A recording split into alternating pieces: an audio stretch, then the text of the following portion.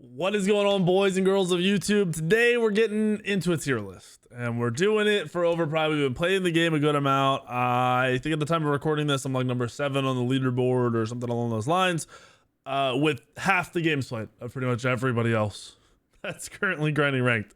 So I feel like I've got a pretty good grip. This tier list is heavily based around what you will be doing at the high end. In the low end, kind of do whatever you want, because at the low end, when you're playing against people who don't know what they're doing, everything works, right? But at the high end, this is what's working. This is 100% what you're going to see consistently in every game with multiple top 10 players or multiple top 20 players. This is what's happened in every single game. So let's get into it. Started out, we're just doing, oh, that was really weird. I don't know why I just did that. We're keeping it really simple. We're doing S tier, A tier. Actually, that's a lie. I say simple, but I need to have an A plus tier. Without an A plus tier, this gets kind of difficult because there's a weird gap. So ideally S is just top tier, what you're picking in every game. Since there's 2 bans, 2 of these are probably going to be banned most games. A plus are very, very strong, maybe not the best in their role, but if there's nothing left or other characters already picked or whatever, this is definitely what you're going to. A is going to work all the time, but just fit into comps. Be a lot of filler characters, a lot of characters that are impactful, but maybe not, you know, end of the game, win the game because of it type stuff. B tier is you shouldn't play it in a ranked game. And then C tier is just trash. You shouldn't really be playing it anywhere overall. So first up, I wish I could, can I make this bigger? I can make it a little bigger. That works. We're going to go Howitzer, and Howitzer is an A+. Why is Howitzer an A+? He's one of the strongest mid laners, top 2 strongest mid laners right now. Very good control, probably the highest instant burst consistently out of his kit. Has a safety net in his ult that buys him a lot of time. Lacks a little bit of mobility, but it does have self-peel with the knockback. The problem is that self-peel can be interrupted and canceled out. So then you have to rely on your ult, you have to rely on your active item to blink out to get that distance. He's very, very good, but not, you know, must have by any means. Then we got Decker. Decker's going into A tier. Actually, Decker's a weird one. I want to put Decker into A+. Decker's a very, very good support. That ultimate is absolutely game breaking when you're good with it. You have good start setup kind of with the stun, and then your clear is there, but it's not that good. She's a solid pick. She's probably, I would consider her like one of the best 2 supports, maybe 3 supports. Sereth, B tier. Doesn't have CC in the kit.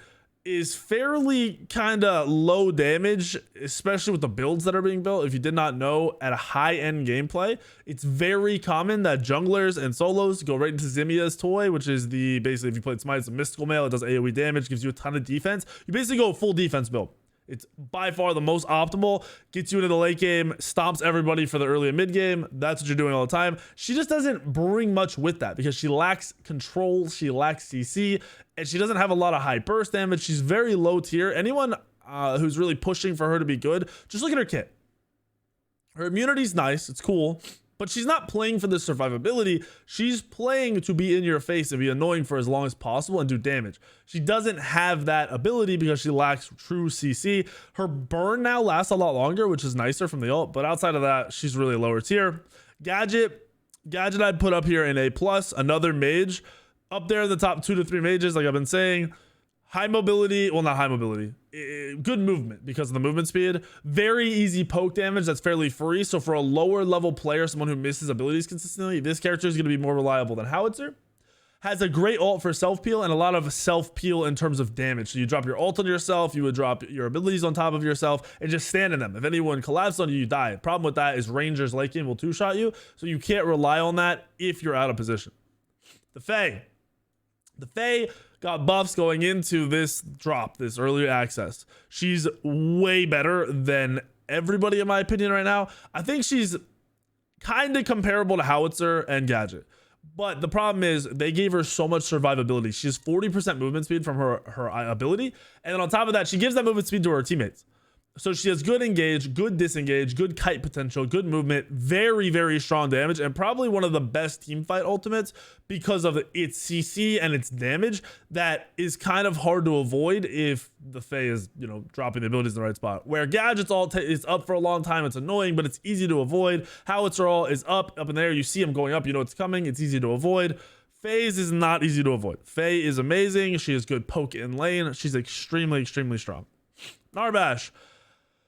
I think Narbash is a good support. A good player or a good team will build anti-heal against him. And then his heal will be way less useful in team fights. His ult can be interrupted. His stun is nice, but Decker has the same stun with more presence out of the rest of the kit. So that's why Narbash is in that A tier. Revenant, S tier. Rangers, once they hit, honestly, Rangers in the early, mid, and late game are very strong, period. The only thing that can kind of hold them at bay are tanks, going very tanky and running at them and standing in their face. Once Rangers are smart enough to build pen earlier, so build pen third item instead of fourth, or second item instead of fourth, they kill those tanks, right? Whoops. So, someone like Revenant, who has insane damage from the Q, and then an ultimate, which separates the entire fight with just you and that other person that you're on, so you get a free 1v1, makes him pretty much unstoppable when played correctly. The only thing that really matches him are some other Rangers, which sucks, but it is what it is. Aurora, just barely useful is how I would describe her. She's got 2 damaging abilities. 1 damaging ability, 1 ult, right? That's all of her damage. So overall, she's not really doing damage. She's definitely not being played in the jungle. She's being played in the solo as a tank to be annoying. The problem is her annoying factor are her walls. She's very hard to kill. She's not someone you're going to want to target. And her walls are so disruptful that she's almost useful, except for they disrupt your own team as well. They get in the way of tons of abilities. They are not very strong, and there are way better characters. That's why she's in B tier, but not quite C tier. Muriel, the shields and knowing how to play Muriel will pretty much make the game easy for your teammates. You essentially keep everyone alive the whole time. You cycle through your abilities to keep shields up all the time. You have that ultimate to kind of save people in team fights. And she just sits back and exists and does a really good job. The problem with her is the fact that if you aren't cycling through those, or if the enemy team is able to jump on top of you guys, it makes it very hard for her to consistently do her job without dying. So that's why she's A+, not higher. FaZe got super nerfed.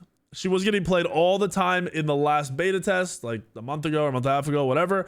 She got nerfed right before this early access went live. She's way worse now. She's not being touched at high-end gameplay. She lost the duration of her blind. It's only half the time. The tethered length is smaller, which makes it way harder for her to play and do what she wants to do without being out of position. So she's fallen down to B tier. She can still be played. She's just nowhere near as good. Murdoch, your best ranger, period. I talked about how good Revenant is because of his ability to separate the fights. The thing is, Murdoch's laning phase is way safer, and he's overall safer in team fights. So Revenant is very good on the aggression. Murdoch is good on the aggression and on the defensive because he has self-peel. He's got that right click to knock somebody back, get himself distance. He's got the Q, which is auto-targeted. So Revenant's Q is going to hit whatever's in front of him. Murdoch's is going to hit whoever he's targeting. So in a team fight, in creeps, whatever, Murdoch is way stronger. He's also got infinite range on his E. So if you are being held in your lane, in the laning phase, you just sit under your tower and throw those E's at the way if you don't miss gold or XP. He's pretty much the best with just that kit. Then you throw on the fact that he's a global ult. So he can be in every single team fight all the time. He can save people. He can help people engage fights. He can secure kills, get himself more XP and more gold. Easily puts him at the top. Rampage. This is what we're seeing banned in high level ranks right now. Every single rank game has Rampage banned. Literally, it's like 99% of the time. I've gotten to play him twice. It's because of Ximia's toy. Once again, you're taking him in the jungle or solo. You're building him full tank. You're rushing Ximia's toy. Your clear is insane. You're unkillable. With your ult up, nobody's going to be able to touch you. You have great engage off of the stun. You have insane presence in the team fights because of how large the character is and how much damage he's doing while just existing. And then your E is on such a such a short cooldown. And it's a AoE damage. It's got some good amount of AoE damage that people can't deal with you. So you got Ximia's, you got the E spam, you're in their face. The tanks can't kill you because you're so tanky. He's pretty much just unstoppable, and it's easy to do, which puts him up in the S tier. Gideon, our first hit that C tier. Gideon sucks. I've had so many people come in and say, is Gideon played in mid? Is he good? Can you play him? No, nobody's playing Gideon. His ult doesn't do any damage. They did buff him so his ult doesn't get interrupted, but his ult doesn't match phase. It doesn't compete with phase. It doesn't compete with howitzer. It doesn't compete with gadget. He's fairly irrelevant, as well as his CC is so minor. He's the minor suck. He's got the damage combo, but it's nowhere near as much, and it's just not that useful. His biggest factor is out of all three, he's potentially the safest because of his dash. but that dash doesn't matter that much when he's not doing damage to follow up the distance he's getting. So he's down here in C tier. I would not recommend him playing him at all. Next up, Feng Mao. This is probably going to make people mad. Feng Mao got nerfed. They nerfed his shield and they nerfed the cooldown on his blink. So he has a longer cooldown on his blink and the shield is way less health. He is still very, very useful, but he's nowhere near as good as every other tanky frontline style jungler solo. He will pub stomp still because he's super basic. He's got the dash in that does damage. He's got the spin that does damage. You can't really miss it. But overall, the way his kit works, at high end, he won't survive long enough once he's into a fight unless he has a massive lead, and he's not getting a massive lead against somebody in the solo lane that is playing correctly. It's either going to be stalemated or lost to a lot of these other characters. So that's why Feng Mao is in A tier. Grux. The best jungler in the game is Grux. Rampage is going to get banned most of the time. The best jungler at high level game is Grux. And that is because he has the... I talked about this before. I hate Grux. I played him a lot.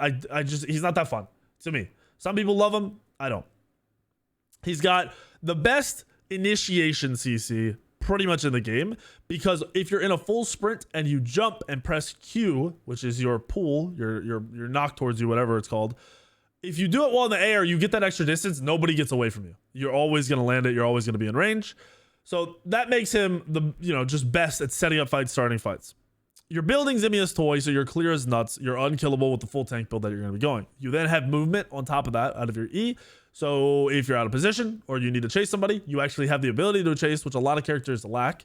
Then you have very good clear on top of the Ximia's toy tick. You've got that right click spam. It's very good damage. And then you have the AoE stun set up for your team. So if you do get a good pull, or you do just get into a situation where you need a peel or set up your team, you have it. You have a stun. So you've got a pull, you've got a stun, you've got the dash for movement. You have a very, very, very strong kit. And it's very strong while doing high damage and still being tanky, which is key. Sevarog, I'd probably put Sevarog in A+ because I think he's better than Feng Mao. Over the course of the game, most games, once you're playing against people at your level, they will go to the late game. Sevarog's stacks are going to be up there. He's going to be very high health. On top of that super tanky build that you're already seeing. So a good Sevarog player is going to be virtually unkillable until you're full build on Rangers, basically. Everyone else, he's not. You're not going to have a problem running at people. Most of these tanks won't. Also, on top of that, if you're able to get in and be annoying and they can't kill you, they won't want to target you. That'll allow you to get behind them and set up your team by ulting these people back into your teammates. Kind of just the perfect team fight situation for you. Belica. We did a little bit of research. Belica sucks. Just straight up. Belica is terrible. I don't know if I'd put her in C tier. Maybe B tier would be arguable. There's a player in Korea on the Korean leaderboards that only plays Belica and rushes the item that whenever you get a kill, you heal yourself or you get health back for getting the kill. But outside of them, nobody's playing him. I've only seen it lose one game out of my 30 games in ranked in NA. Just doesn't have the kit. The mana drain is not impactful enough for you to freak out, especially since they changed it so everybody kind of has way higher mana sustain. The damage is purely based on the enemy team having low mana. Belica's going to be targeted out instantly and going to die before anyone is low mana. She has no real mobility. Her CC is okay. Like, she has a CC, that knockup. But in a team fight, it's only so useful unless you just have the perfect lineup for the enemy team is stupid and you're not already being dove. She lacks in damage. She lacks in controlled CC. She lacks in team fight presence. She lacks in mass AoE damage. She doesn't do really anything. So arguably I'd say C tier. But I could like you could argue B tier and I wouldn't be. I'd be like, okay, yeah, that's right. Kalari up next. I play a lot of Kalari. A ton of Kalari. I probably have the most Kalari played at the high end of ranked. I wish you could build damage in the jungle, because it would make characters like Kalari way more fun. But having your ult interrupted the second you start channeling it, there goes all your damage. Your scaling isn't high enough to warrant building damage when these tankier characters are doing as much damage as you and not dying. Problem with someone like Kalari and a lot of these assassins, once you get into the backline where you're supposed to, you dive a mage, you dive a ranger, you're supposed to be able to kill them. You're supposed to be able to outburst them. That's your job as an assassin in most games. You can't in this game. Rangers have higher damage on their close range abilities. They're, Revenant and Murdoch's Q. Their auto attacks will hit harder late game. And then mages, it's the same situation. They have way more mobility than you. Your CC, which is your stun, will be interrupted. and they will do more instant damage than you. So you can't match with damage. I go full defense the same way I build Grux, same way I build Rampage. You're going Zimia's Toy, you're going like a Spirit's Fang or whatever second item you want, and then you're just tanking just straight defense for the rest of the items. And it works very, very well in Kallari. Problem is, Kallari's also countered by Wraith. Wraith has infinite wards essentially, you can drop them in team fights and always have vision of Kallari. Also, good teams will be dropping wards in the middle of the team fight to see you. And with the mass ward vision that they have given wards in this game, Kallari struggles in that situation. Lower level players and lower level games, you will get away with it greatly. That's why I have him in A. But the thing is, when you build him full tank, you can initiate freely. People won't want to target you. You will not die early. And you do a very, very good poke damage with that right click. So Kallari has the presence in the game. It's definitely there. Sparrow, the worst of the Rangers, but still decent because of how strong Rangers are late game. If Rangers didn't have an insane late game, I would put her lower because she lacks CC, she lacks real mobility. Her attack speed, movement speed buff that she can give herself only lasts 3 seconds, which isn't long enough. If it was like 5-6 seconds, she'd probably be a lot stronger and she'd have a lot more presence in the game, especially in the late game. Quang, super underperforming. Doesn't do enough in games. You can't build him damage, so you have to build him defense. And building him defense, he doesn't have the presence. He's got the cripple, but the cripple's such a small area that it's really not that useful. And he's just not doing enough in team fights. It's that simple. And if you're arguing, I have not seen a Quang win a single game in high NNA. Not one. Literally 0. Shinbi, almost the same boat as Quang, except for Shinbi's built damage. Magic junglers still suck in this game right now. They tried to buff them a little bit, and it did nothing. It was irrelevant. Problem is, not the fact that Magic junglers are necessarily the weakest. It's every other role and character does everything so easily better and is stronger. Tanks, you can't build tank Shinbi, right? You can't go tanky Shinbi and still do damage. You need high scaling, abilities and damage to do that. So tanks are going to out-presence you early, mid, and even late game. You're not going to do enough against them. They're going to out-trade you. Rangers, their early game damage is too high, so they're also going to out-trade you. Plus, I don't know what's going on with Netmarble and them making this game, but I saw before the early access dropped, they said that Rangers were going to have a movement penalty. So if they landed an auto, they would get slowed down by like 20% or something. And if they hit the auto, they would still get that slowed by 20%. Melee, if they hit the auto, they're going to get slowed by 20%. If they missed it, they're going to get slowed by 5%. That didn't happen. Rangers can literally hold W key while left clicking and you will not outrun them in a straight line. So while Shinbi's got the movement, you got that double dash, which is sick. It doesn't matter because you're using that dash to get in to potentially do damage and you're going to get out traded. You will never win the trade. You do not do more damage than them and then they will chase you. You will not get away. Same thing goes for the tanks. Same thing goes for the mages. Everybody is the exact same thing. They can chase you. You can't get away. I don't know if you guys have more information. Please put that in the comments. Why we never got that movement penalty. Why was that talked about but never put in the game? Because it is very clearly not in the game. Absolutely not. Countess, exact same boat as Shinbi. Can't get the damage off in time. Does not scale properly. Does not outscale tanks. Does not outscale rangers. Does not outscale mages. If you're playing it anywhere for fun, maybe mid. Wouldn't take it in the jungle or any other role at all. Your damage can also be very easily interrupted and stopped, which is another issue. There has to be some way for these characters to actually get their damage off without being either instantly killed or CC'd. Steel, right there with Rampage. Steel is banned in pretty much every single game or picked in every single game at high-end ranked. He's the best initiation in the game. I said Grux is the best initiation jungler and maybe one of the best initiation regular abilities. Steel's ult is by far the best initiation in the game. It's got the distance, it's got the CC, it's got the damage, and it's very easy to land.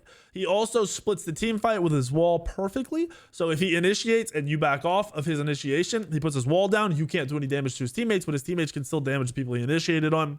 Then he's got movement for either chasing or running away. He does well in the solo lane. Wouldn't play him anywhere else. Solo lane, he just clobbers because of the farm he gets. Twin Blast going in that top tier as well, next to the other Rangers. He's probably got I'd say one of the best, if not the best, late game. Because super late game, you're not relying on your abilities. You're not relying on like a Murdoch ult. You're relying on pure autos hitting for 1,000. And Twin Blast with his movement is able to safely chase and use his movement for aggression and then his dash for disengage if he needs to. So that buys him a little bit more presence in the hyper late game. So I'd say he's probably the best hyper late game character in the game. Chimera super falling off. This is the one everyone gets so mad about in the jungle. You can't build damage junglers. At high end, it doesn't work. So you're then building tanky Chimera. Chimera has an initiation ability with his right click that jumps on and slows, which is cool. But once you're in, you're in. There's no movement. Once you full commit, you're in. You have a stun. The thing is with Grux's stun and his stun, it can be interrupted. So if you're starting that slam cast, you know, the Grux does the overhand slam, Chimera does the little thing, that can actually be canceled out and it uses your ult, but doesn't do any CC, which is a huge issue and should be absolutely impossible to happen in a game. It should just not let you cast the ult until, you know, it casts. But anyway, so Chimera is a little stun, very small range. He's got the leap, no other movement, no other strong CC, no other range CC, no range damage. He's got his Q for cool autos, but you can't build damage and you can't stack more auto attack damage to get, you know, quick bursts of damage off because you'll die first. You'll get out traded by everybody unless you build tank. You can build him tanky, which is why he's in B tier, not in C tier. He does pub stomp low level because of the regen. Good players will build anti-heal, which instantly counters that regen. I go anti-heal second item if I have anyone who's relying on healing in my game. And then he's worthless. The biggest thing is if you played somebody, he plays like a god, like called Arachne, which is very just run at people, W key, hold left click, spam your abilities, and either they die or you die. And if you get the kill, you snowball into the game. If you die, you fall off. At low level, it's exactly how it plays. At high level, you don't do anything. You're pretty much worthless. Wraith, A+ because of his movement, his safety, and his unmatched poke potential. They gave him crazy range on his right click. I have no idea why. It's the only character in the game that can poke you from range with no penalty. Creeps don't do any damage as return damage. So ideally, if Wraith were to be able to poke you from range, the creeps would then hit him, and it would kind of be a slight trade. It's not. Wraith can sit on the side, just free poke you. As soon as he gets a level lead, he wins every lane in terms of poke, then just has to play around being safe and farming. In the late game, I'd say he falls off a good amount, but in the mid game, his send back can be great for setting up team fights outside of peeling for himself. So that's why he's in the A+ tier. And then Xena. Xena's going to go in A+. Xena's borderline A+. She has really good CC. She's got decent movement. She has good engage. She's got an ultimate that makes it so she can't be targeted. And then she has the shield off of her Q, right? So she's got a good solid kit. She's very fun to play. Problem is building damage. Once again, you don't keep up with damage playing an assassin and going jungle and damaging. She can play solo. She can play jungle. I like her in the jungle, but I build her full tank. Again, play it just like you would Grux. Play it just like you would. I talked about playing tank Kalari. Rampage, you're there for the initiation. You're really good at setting up your team fights, and you actually have survivability because of your shield and because of your ult. You can buy yourself a lot of time if you ever miss position. You also trade decently pretty much into the late game. Once you get hyper late, you get out traded, but you have that CC to set up your hyper carries. So that's why she is still very strong. Her early game is very, very good. If you've ever looked, like her abilities, her right click does a lot of damage, especially early. You can get very, very easy kills off of her right click into her E because of the damage into the setup. So if you have any follow-up for your teammates, they're instantly dead. This is my tier list. This is up to date. I'm recording this in December 15th. This is how I see it. This is high end gameplay. At lower end, these rules don't necessarily apply because you have people that don't know how to left click, you have people that don't know how to build, you have people that don't know what role they're playing. So at those ranks, I would highly recommend playing the same characters, play rangers in whatever role you're in and just try to carry. Play solo ranger, jungle ranger, mid ranger, just play a ranger, farm your butt off, let your team int, play around them inting and get picks and stuff, and then carry the late game as a ranger. That's the only way you can hard carry 1v5 is late game ranger, or if you get a lead in the mid game as a ranger. There's the tier list. Hope you guys liked it. Please make sure to subscribe to this channel. This is going to be primarily Overprime content, pretty much only on this channel. So make sure you subscribe, hit the like button, and I'll see you in the video later tomorrow, the next day, and the next day.